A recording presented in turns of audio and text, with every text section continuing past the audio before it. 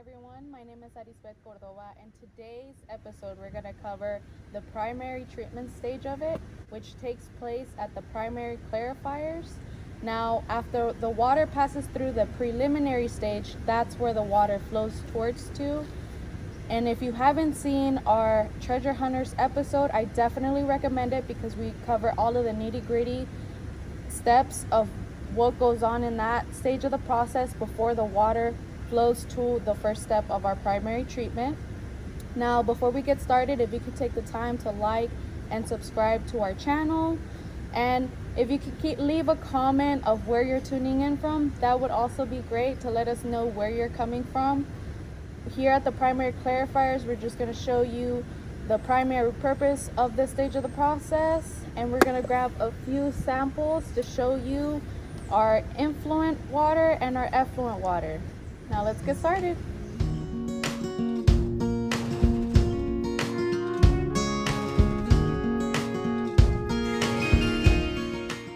To our left, we have the primary clarifier splitter box.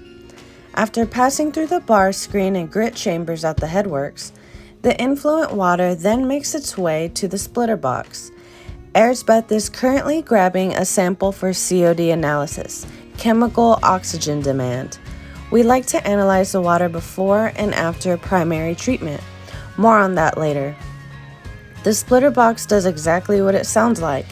It splits the influent water between our two primary clarifiers. Now let's take a look at primary clarifier number 1. Let's pause. You'll notice weird covers and white piping along the edge of the clarifier. This is our odor control system. As the treated water falls over the weir to the next treatment stage, it releases a significant amount of foul odor, or H2S, hydrogen sulfide. And go. You'll also notice the water is still significantly murky. This is normal. Primary clarifiers are used to slow the velocity of the water to a point where organic solids will settle to the bottom of the tank. We call this sludge. The sludge is then pumped out and sent to the solids holding tank for dewatering via centrifuge. Let's pause. This is a skimmer arm. The arm is used to remove the floating solids, such as scum and grease, from the primary clarifier. Go. The arm makes one complete revolution around the clarifier about every 15 minutes. In order to allow the sludge to settle out, the water must be kept as calm as possible. As the skimmer arm travels around the clarifier, it pushes the scum in front of it and drops into the scum box. The scum is then pumped out and sent to the solids holding tank. Here you'll see the influent water flowing into the center well of the clarifier after passing through the splitter box. The circular barrier around the inlet helps settle the velocity of the water as not to disturb the rest of the process and mix up the sludge settling to the bottom.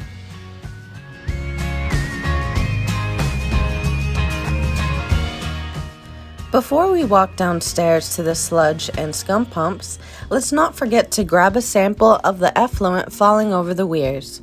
Remember, we like to analyze before and after treatment.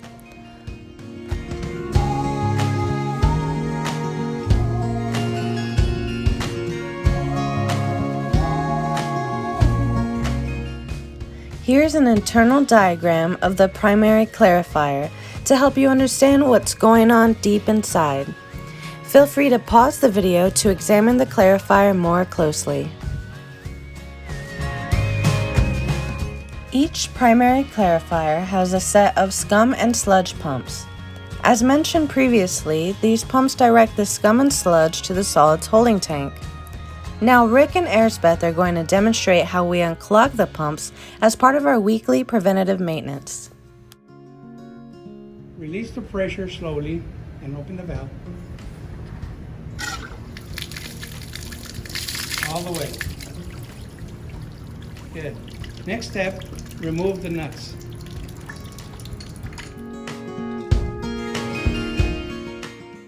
As a side note, before performing maintenance on any rotating equipment, we always make sure to lock out, tag out. This is a safety procedure to ensure that dangerous machines are properly shut off and not able to be started up again prior to the completion of maintenance or repair work.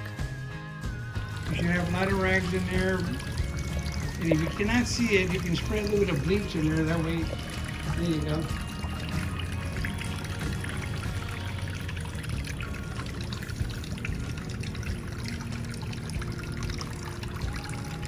So all of this is what wasn't caught by the bar screen and the good Yes. chamber?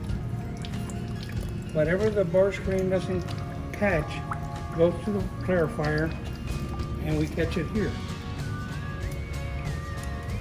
And if you can see it, everything bundles up in one end. And you have a problem seeing it, you can put a little bit of bleach to help it out, but you're doing good. You can see all the hair that comes out of there. Yeah, it's a bunch of hair. It should be good. All around. As you can see, it turns white.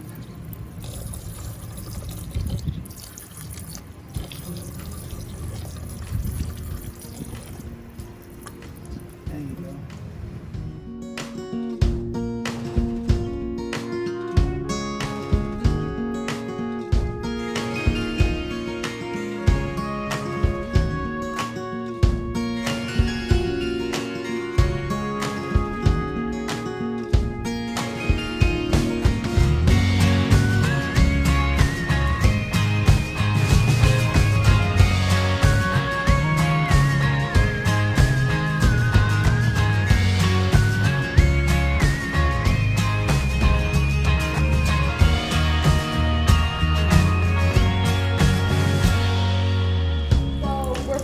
Done here. Now all we have left to do is we're just going to wash down all of the sludge to the appropriate drain.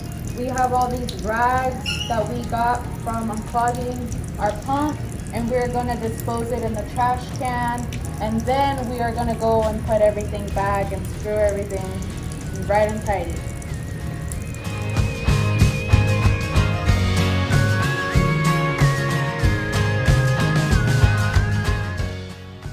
Be sure to tune in next time to learn what happens after the sludge and scum are sent to the solids holding tank.